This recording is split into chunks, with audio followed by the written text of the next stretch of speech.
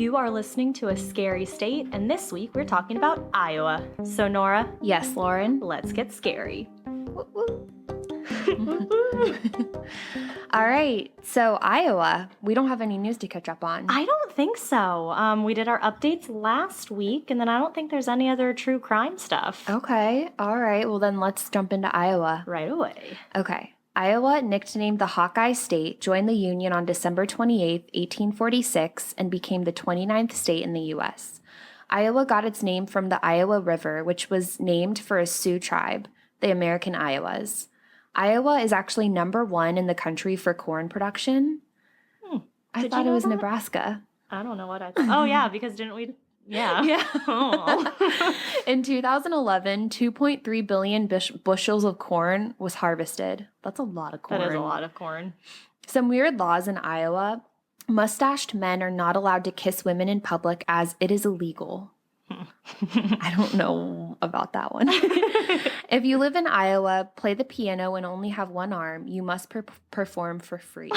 That's horrible. It is illegal to read a person's palms in the city limits of Cedar Rapids. Have you ever had your palms read? No, I haven't. I had mine once in New Jersey, and the lady pretty much said the exact same thing to me as she said to, like, my friend who went right before me. Oh. I was like, dang it. Give me my money back, woman. But then, of course, you're like, well, it totally makes a lot of sense. Like, of course what she was talking about is exactly what I'm going through. Yeah. Ugh. A couple stupid criminals in Iowa. The first is that a woman didn't get along with her father, so she decided to go onto Craigslist and post an ad in an attempt to find a hitman. She offered $10,000 for an unspecified job, and many, many people reached out to her about her ad, including an undercover officer. She openly told every interested person about the hit she wanted. And obviously she was arrested. Yeah, and like, I'm sorry, but if someone gives an unspecified job for $10,000, like, there should be alarm bells going off. Yeah, like you don't do it. Exactly. In Carroll, 2 men decided that they wanted to break into an apartment, and their disguise was fake beards and masks. But for the masks, they just scribbled their faces with black permanent marker, thinking that they would hide their identities. It didn't work. Oh. That's literally like something a 4-year-old would do. One of the most haunted roads in America is located in Iowa. Stony Hollow Road in Burlington is what it's called. And here roams Lucinda, a woman who threw herself to her death after her love didn't show up to their meeting spot. It is said that if you see her and she drops a rose at your feet, you will die the next day. Oh, geez. Well, maybe don't ever stop on this road. Yeah. In 1978, residents in Ottoson began hearing strange whistling and screaming coming from the woods. Soon, dogs and cats were found mutilated and killed. Ew. Dang. Some people believed it was a Bigfoot-type creature, but nothing has been found. That's kind of gross. All right, so today I've got a cryptid for you. Oh, is this the one you were really excited about? Yeah, I was really excited about this one. I can't wait. All right, so let's travel way back to 1903, the year that The Wizard of Oz premiered on Broadway. Pepsi was first introduced, the Model A from Ford hit the roads, and Crayola crayons were released with 8 whole colors. Oh my gosh, wait. We started off our podcasts, like our episodes, so similar. Our stories. Oh, really? Yeah, stories. That's I was funny. like, how did we start our podcast? Stories.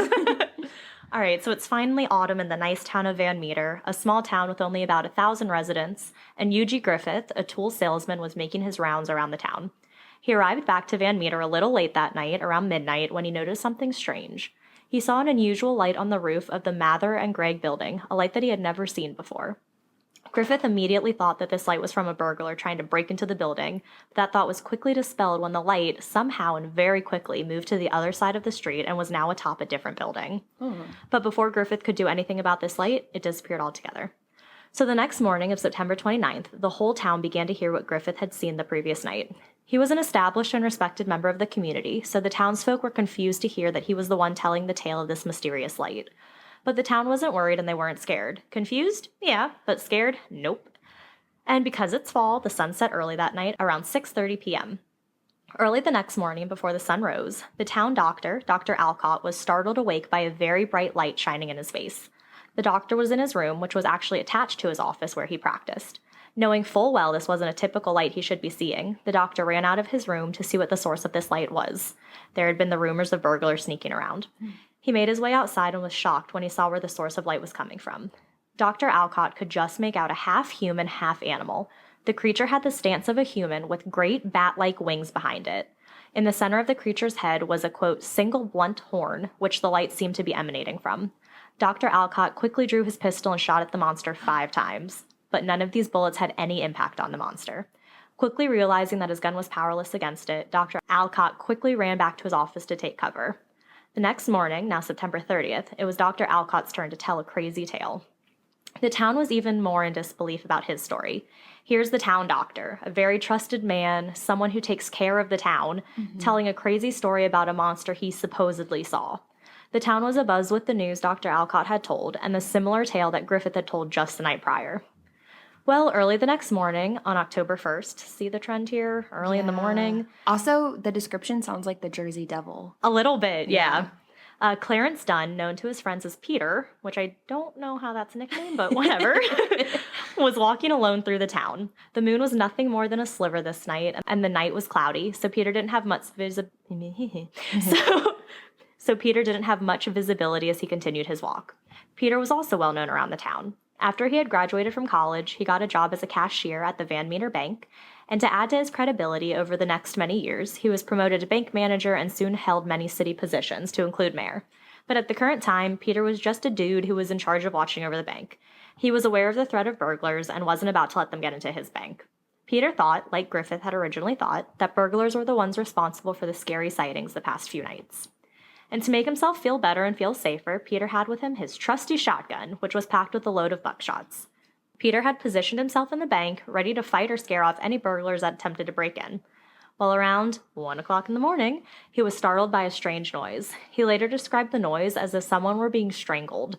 But before Peter could get up to investigate, he was hit in the face by a very strong light that was coming through the front window of the bank. He immediately fired at the light through the window, shattering glass in the process.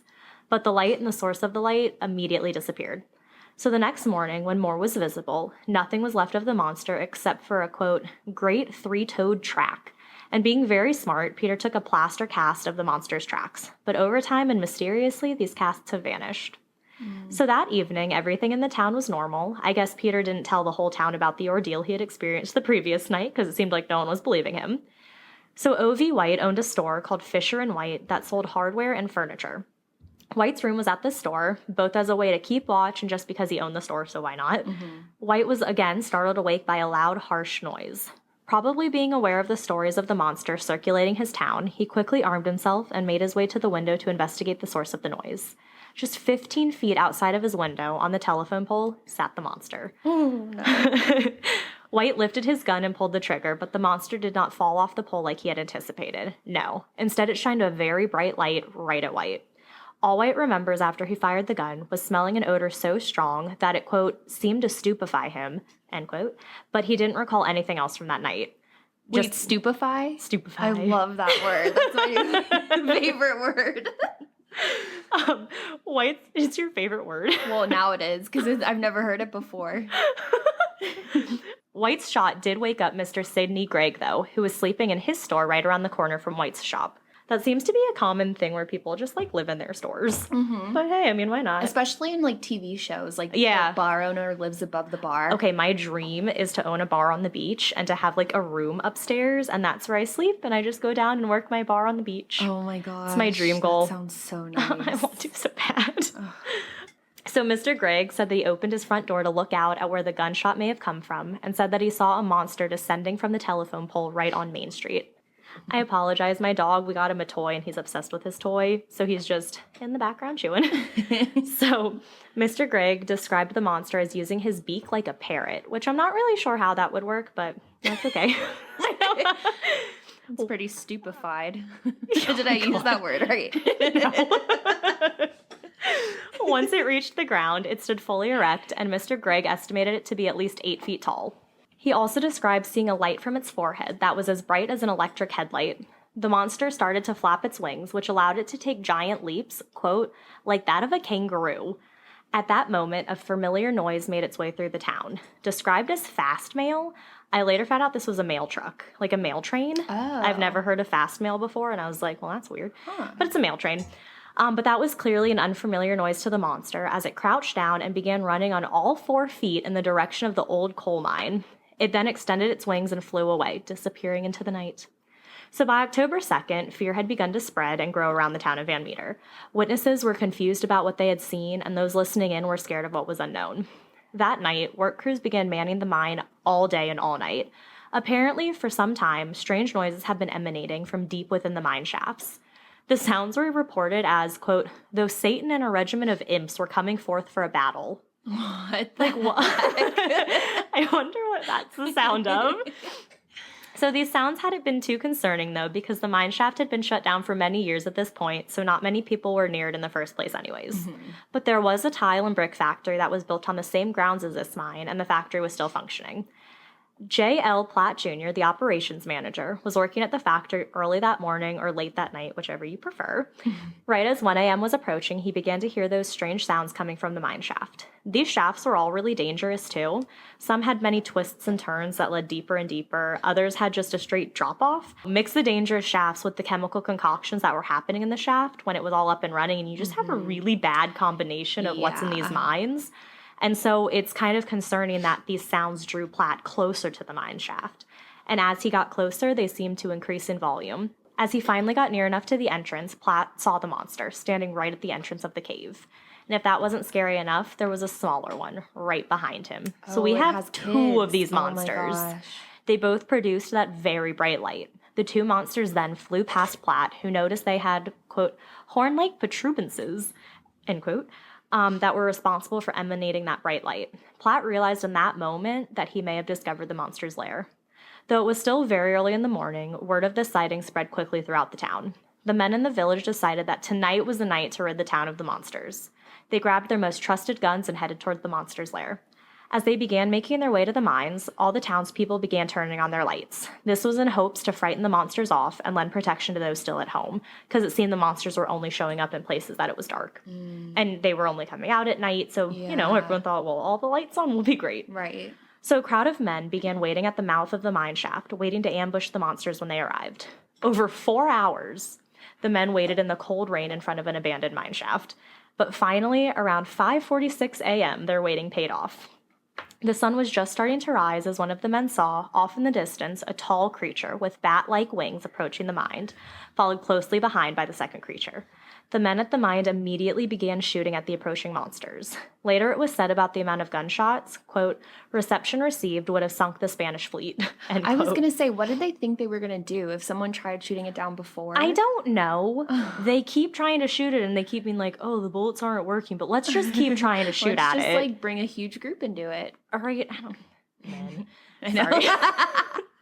In response to the bullets hitting them, the monsters gave off a thunderous and unearthly noise. That peculiar odor that I mentioned earlier was also very present. Ugh. But the men soon noticed that, oh my gosh, their bullets did nothing to the monsters. They're stupidified. And they flew right past the men and slowly descended into the shaft of the mine. Word immediately spread of the events that occurred at the mine, and the town decided to send a force of men to barricade the mouth of the mine and lock the monsters up once and for all.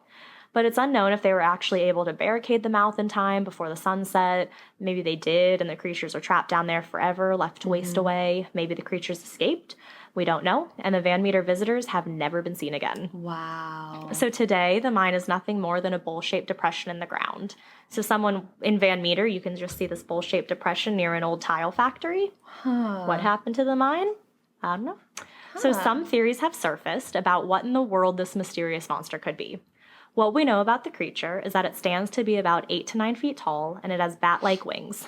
It has sometimes been reported as having hooks on the end of its wings, and other times not. It has a 3-toed foot. It also has a beak as well as a horn protruding from its forehead. This horn emanates a very, very bright light. The creature makes a truly awful and unsettling noise and is accompanied by a very intense odor. It can walk upright and climb, and it can also fly, and it can fly very fast. Some believe this whole thing was a hoax, but this has been disproved because many respected members of the society were the ones who came forward about the monster. There is also no financial benefit that this town received when the stories came about, so why why would Yeah. they have this random thing that they say happened in their town? If anything, it would like damage their Yeah, reputation. exactly. And also of those people who talked about it, they're like these respected men in the community. You have a Right. doctor, a guy who owns a hardware store, a guy who ends up becoming mayor later. Like, why would they say something that could damage their reputations? Yeah. Some believe this creature could be related to the tales of a humanoid thunderbird that comes from the Iowa tribe. This thunderbird was known to be able to shoot lightning from its eyes. Oh, wow. So, we have the light coming from the eyes. Oh, yeah. Yeah. Others say it was a prehistoric creature that was finally released by the miners. So it was trapped down in this mine, and when the miners came and were opening up caves and stuff and shafts, it just released this animal. Wow. Maybe it's a UFO and took the shape of a bird in a time when Maybe. people wouldn't have been able to conceive a spaceship. Or maybe it was a creature who can move through different dimensions. And over the years, a pterosaur-like animal has been reported in neighboring states like Wisconsin and Missouri. So, interesting. As for the beams of light, some believe bioluminescent bacteria is to blame, but so far, this is only found in some marine animals, some fungi, and other terrestrial invertebrates, like fireflies. It was a firefly. A huge firefly. But this cryptid does share similar characteristics with other cryptids. The description of the monster's body is similar to Mothman, standing tall like a human, large wings, but the events in Van Meter occurred about 60 years before the events in Point Pleasant, which is Mothman's home. So, they wouldn't have taken the stories from Mothman stories because it came before Mothman. The powerful odor that accompanies the Van Meter visitor is similar to the odor that is reported along with Bigfoot, Sasquatch, and skunk ape sightings. Today, Van Meter, Iowa celebrates the Van Meter Visitor Festival, occurring on one of the last few days of September, around when the monster was first sighted. The festival includes guided walking tours, presenters, food, music, movies, games, and much more. I want to go. I really do too. So this year, the festival is scheduled for September 25th. And it's kind of, I read somewhere that they don't really, like, if you ask them, like, oh, what happened here? Like, do you know anything about the Van Meter visitor? It's not a super common thing that people know about. So if you live in Iowa and you know about this thing, let us know. But still to this day, about 118 years later, what those people in Van Meter experienced during those fateful nights in 1903 is still a mystery. So it has not been solved all these years later. That's scary. I know. And it's cool because I was like, all right, so last week I did something haunted. The week before that, I did like a murdery type thing. And I was like, I want to do a cryptid. Yeah. And surprisingly, there was a cryptid in Iowa. And I was like, oh, awesome. That's so, yeah. Okay. So that's how I felt about like my more sad stories last week. I was like, I'm not doing that again. So I totally feel that. Yeah. So what do you think this thing could be? I mean, so at first, it really made me think of their Jersey Devil, and then with the wings and stuff. Yeah, and then I started getting really strong like Harry Potter vibes, which I know doesn't answer your question, but when you started describing like the lights and like the cave and just the people, I just was picturing like a scene from Harry Potter. I don't know why, and the wings. And stupefy is also a spell they use in Harry Potter. Is it really? That's so funny. Maybe that's why too. It kind of sounds like a spell. Yeah. But I don't know. I feel like it could maybe be a bird and maybe they like actually didn't get close enough to it to know. Yeah. But what about it emanating the light and the noise and going in the cave? I don't know. I don't know. That's but creepy. It's pretty cool because it was only there for 5 days. That's it. Yeah. That is very creepy. And also the whole time when the guy was like, he went towards the cave, I was like, why would you do that? Don't go towards the cave. But it might have made him like, because like I said, all of the like toxic things were in there and all the bad smells and all the danger. And it's something like the noise still pulled him to the cave. Yeah. Which is kind of weird too. Like possessed him? Yeah. That's in a way true. that like he didn't have like a where he was like, awareness. I have to go to this cave and I don't know why. Oh, I know. That was good. Thank you. I like that story. I had a lot of fun writing it. Yeah. All right. Cool. Hey, everyone. Have you ever had the idea to start your own podcast but had no idea where to start? We had no idea either until we found Buzzsprout. It is hands down the easiest and best way to launch, promote, and track your podcast. Buzzsprout has made our experience with podcasting both fun and stress-free by listing our show on all major podcast platforms like Apple Podcasts, Spotify, and Google Podcasts, just to name a few. You'll get a great-looking podcast website, audio players that you can drop into other websites, detailed analytics to see how and where people are listening, tools to promote your episodes, and much more. Following the link in the show notes lets Buzzsprout know we sent you, gets you a $20 Amazon gift card if you sign up for a paid plan, and helps support our show. Join over 100,000 podcasters already using Buzzsprout. And remember to stay scary. Stay safe. So what are you telling us, Nora? All right, so fast forward almost 100 years after your story. Okay. So 1998. All right. Bill Clinton is caught up in the Monica Lewinsky scandal. Oh, God. Oh, my God. I'm sorry. Have you seen her tweets? I haven't looked at them in a while, but I've seen them. Hysterical. I know. They are so good. Like, good for her. I know. But it's just, oh my God, they're so funny. Like, she really plays into the part of like, oh yeah, I messed up here. Yeah. Oh. I've literally had the thought before, like, people are so harsh with her. And I mean, we don't have to get into that, but how much would it suck to be her? Oh my God. Like, How much would it suck? Oh my God, stop. I literally walked into that one. I walked into it. Oh. Oh my God, I knew that was so bad. I'm so sorry. Oh my gosh. So yes, Bill Clinton is busy with Monica. This Titanic is #1 in the box office. And in Iowa, there is a 16-year-old woman named Jessica who just started dating a guy named Shane Hill. Mm. The two fell in love and were married in 2002 and had 2 children together. And a man named Daniel Blair lived with the Hills. I couldn't find details on, like, because that's kind of weird. Like, why is a random guy living with you guys? I think that he was friends with Shane. Okay. So he was just living with them, like, as a roommate, maybe extra money. I couldn't find any details on it. But he helped raise the kids when they were really little. Wow. But in 2005, Shane discovered that Jessica and Daniel were involved in an affair. Uh-oh. So Daniel moved out of the Hills home, and Jessica left Shane, and she and her children moved in with Daniel. Sounds super healthy, right? Oh. I know. After about 3 months, Jessica and the children returned to live with Shane, so their father. Shane and Daniel tried to repair their friendship, but they were unsuccessful. I mean, there's really no coming back from that. No. And it actually, when they tried to repair their friendship, it actually didn't help anything at all. It made things worse because the tension grew between Shane and Daniel. And according to an unnamed friend, the two, quote, always said they were going to beat each other up.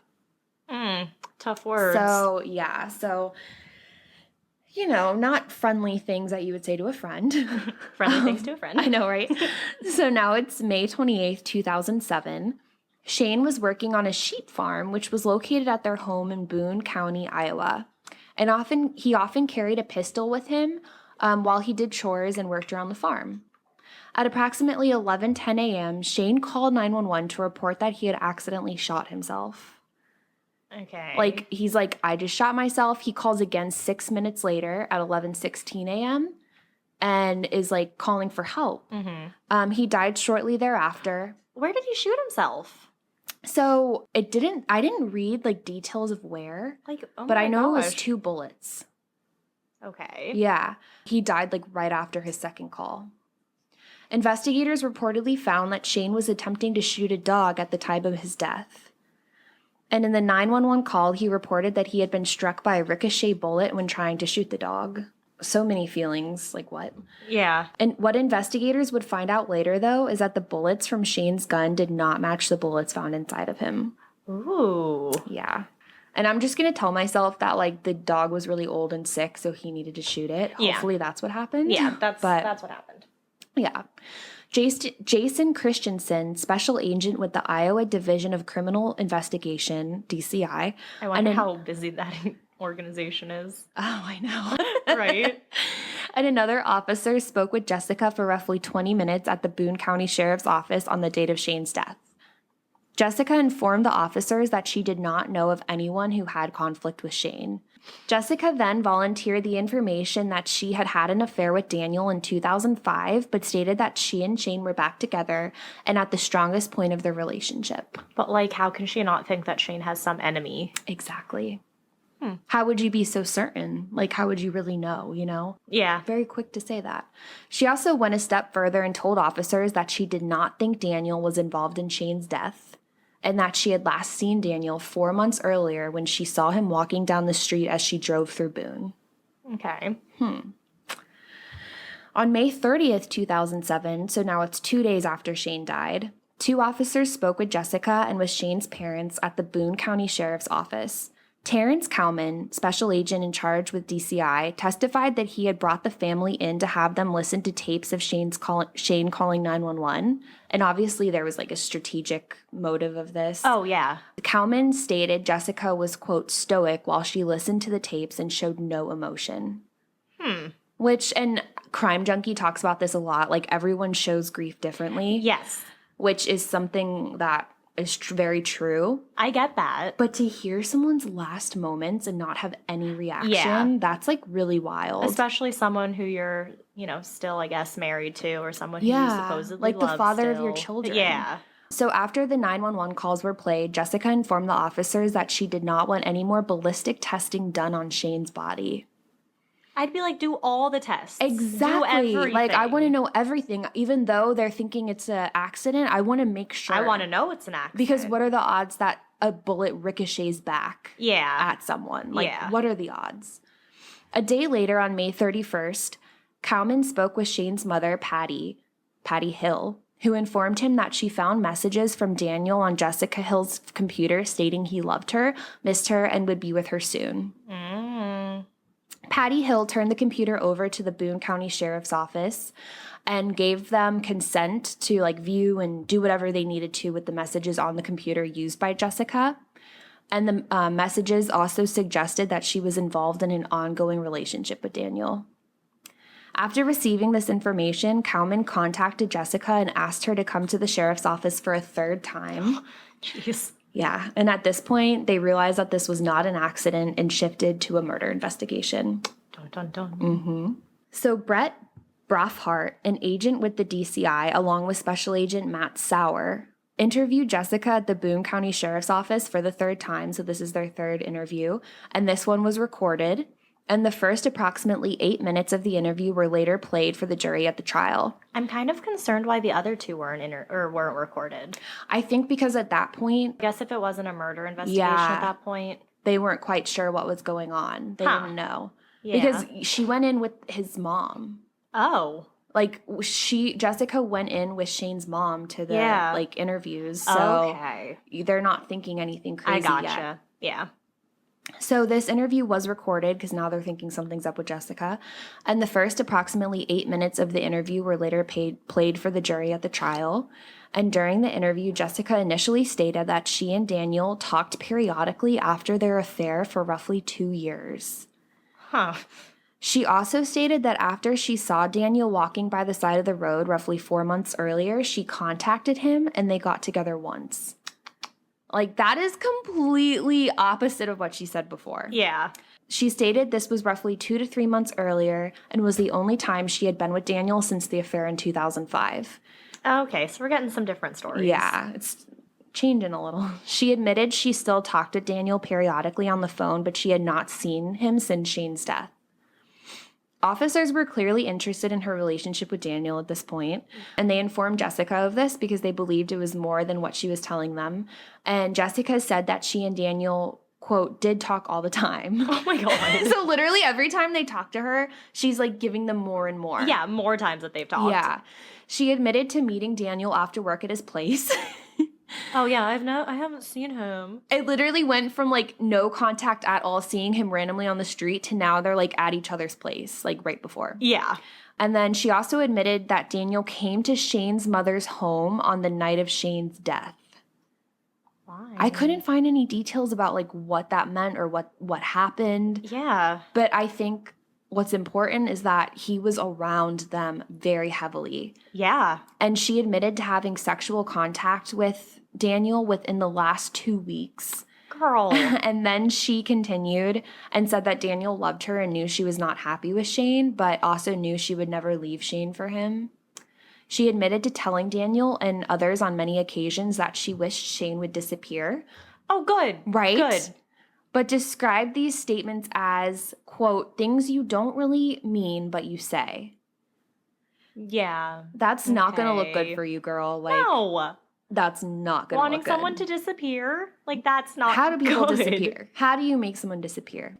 There's only very, very small amounts of ways. But then Jessica told officers in this third meeting that she and Blair had messaged back and forth on the morning of Shane's death. And who's Blair?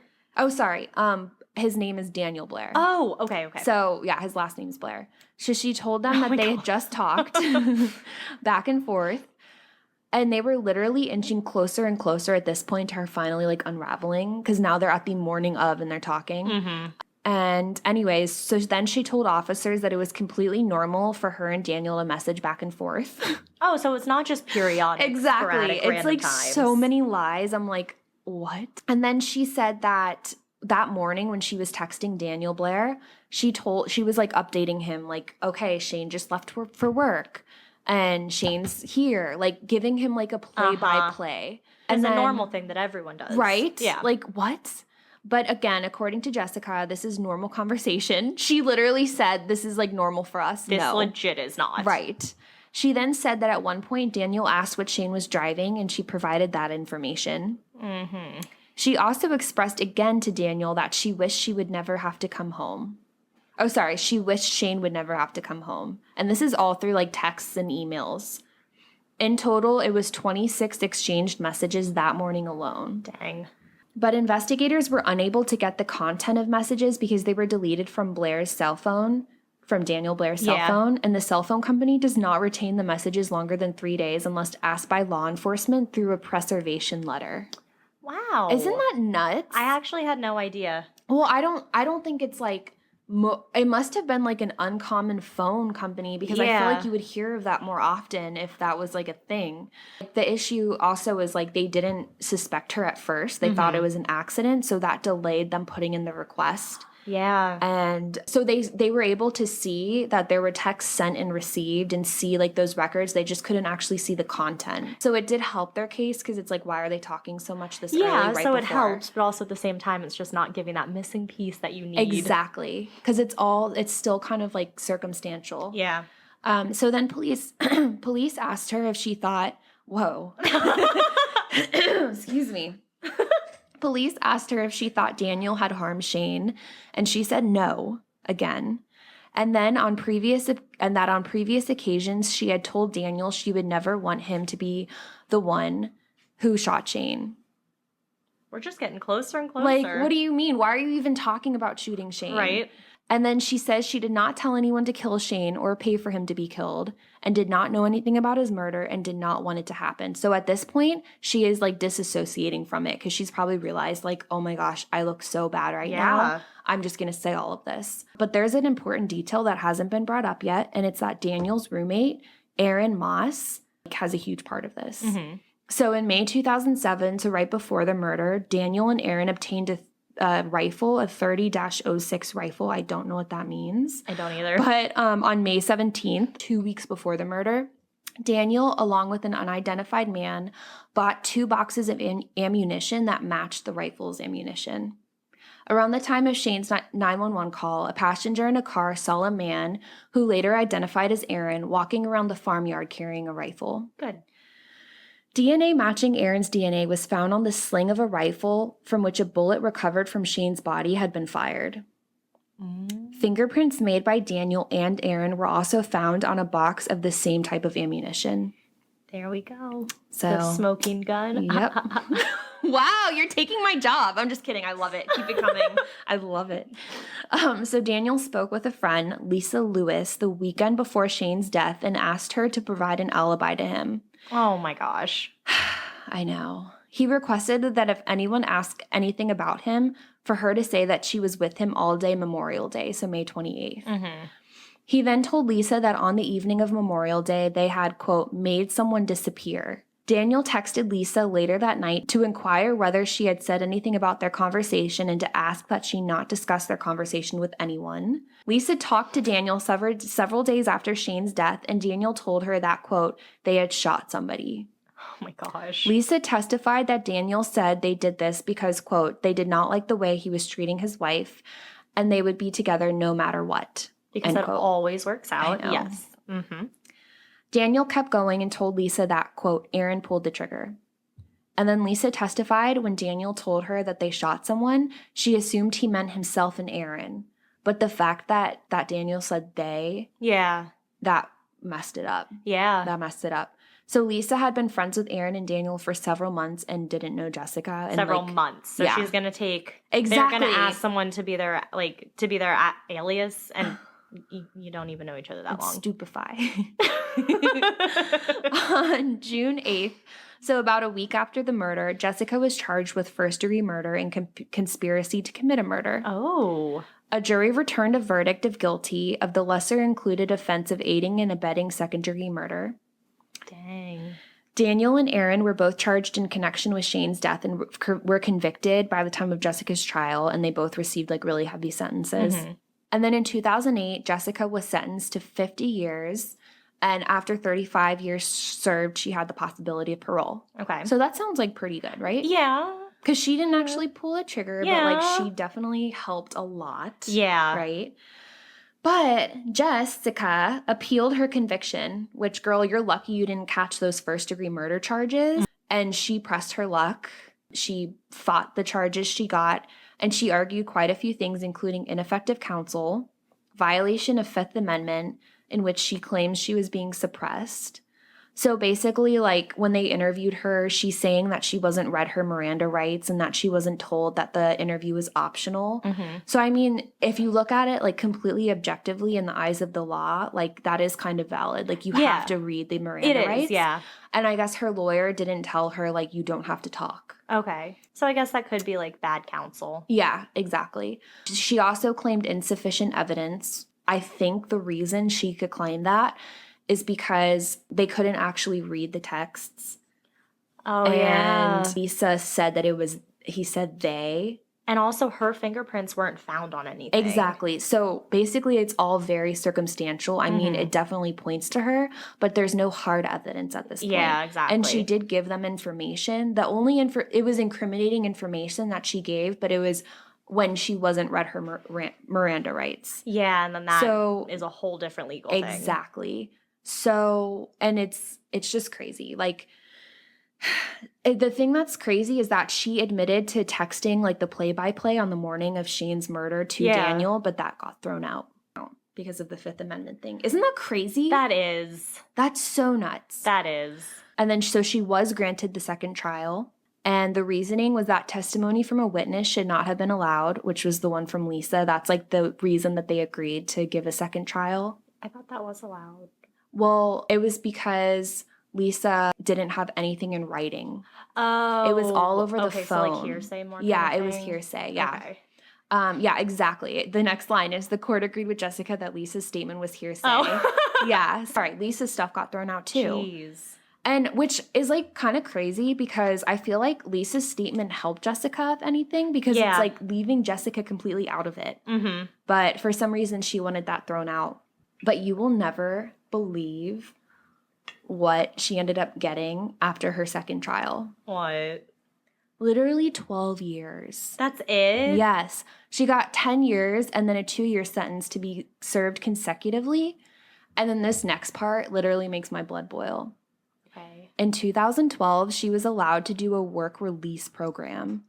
So she is out of jail. She served less than a year of jail, got out, and is now doing a work release program. So with that, does she leave and go to work and then come back to the jail? I think so, yeah. You're still in jail, but you can go out and work in the world. Jeez. If I had that job, or if I had that, I would be working 24-hour shifts every single day. No sleep. Yeah, no sleep. I'm out. Apparently, there's a Snapped episode about this on Oxygen. Okay. And I really want to watch it because I can't believe this woman basically got away with murder. Not a very hefty punishment at all. I don't know if you're going to come back to it. Are you going to come back to the 911 calls? No. Okay, so then how was he the one who called? Why would he have said in the 911 calls, I shot myself? Because he thought that the bullet ricocheted and hit him. Oh, right. So he thought that it was literally an accident. Because at first when I read that... So it was just perfect timing that they were there. Exactly. Wow. It's so crazy. And at first I was did they hold a gun to him and tell the 911? That's kind of what I was thinking. Yeah, because I was what are the odds? Yeah. That's insane timing. And honestly, it's just crazy that they really could have gotten away with it if they weren't so dumb. Because of him saying that. Mm-hmm. So yeah, fortunately they were dumb and, at least she did get some time. The other guys are going to be locked up for a while. Yeah. But man, she really got off. Dang. Yeah. So that's my story. Well, that was a good one. All Jessica. these Iowa people. Ugh, man, Jessica. Just let the man do his sheep farming and leave him alone. Oh, That's all he wanted to do. just wanted to be a sheep farmer. Yeah. Well, thank you for listening, guys. Please send us scary stories and encounters and anything to ascarystatepodcast@gmail.com. And follow us on Instagram at A Scary State Podcast. And we finally got Facebook. Woo! So it's a Scary State Podcast fan group, I think. It's just that I labeled it, so it'll be easy to find. So yeah, join. Let's talk about your scary state. Let's talk about all the scary things. Yes, please do. And then also, as always, please leave us a review on Apple Podcasts because that would make us so happy. Please. All right, guys, well, stay scary. Stay safe.